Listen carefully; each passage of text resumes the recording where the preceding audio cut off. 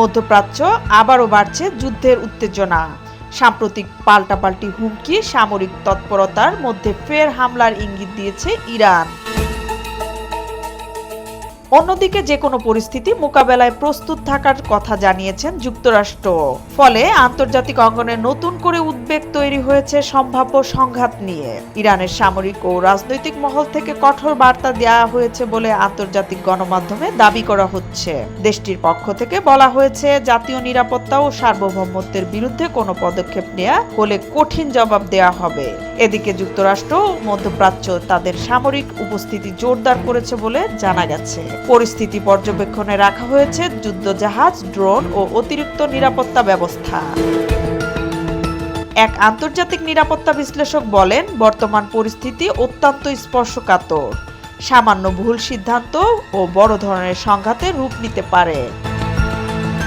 বিশ্লেষকদের মতে, ইরান ও যুক্তরাষ্ট্রের মধ্যকার উত্তেজনার পেছনে রয়েছে পারমাণবিক ইস্যু, আঞ্চলিক প্রভাব বিস্তার এবং দীর্ঘদিনের রাজনৈতিক বিরোধ। সাম্প্রতিক ঘটনাগুলো সেই সংকটে আরও তীব্র করে তুলছে।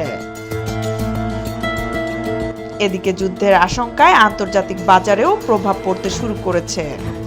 তেলের দাম বৃদ্ধি ও বৈশ্বিক অর্থনীতিতে অনিশ্চয়তা নিয়ে উদ্বেগ প্রকাশ করেছেন অর্থনীতিবিদরা। সামাজিক যোগাযোগ মাধ্যমে বিষয়টি নিয়ে চলছে ব্যাপক আলোচনা। কেউ শান্তিপূর্ণ সমাধানের আহ্বান জানাচ্ছেন, আবার কেউ সম্ভাব্য সংঘাতের ভয়াবহতা নিয়ে উদ্বেগ প্রকাশ করছেন।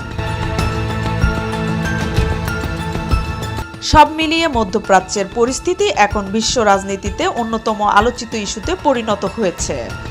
আন্তর্জাতিক সম্প্রদায়ের নজর এখন ইরান ও যুক্তরাষ্ট্রের পরবর্তী পদক্ষেপের দিকে।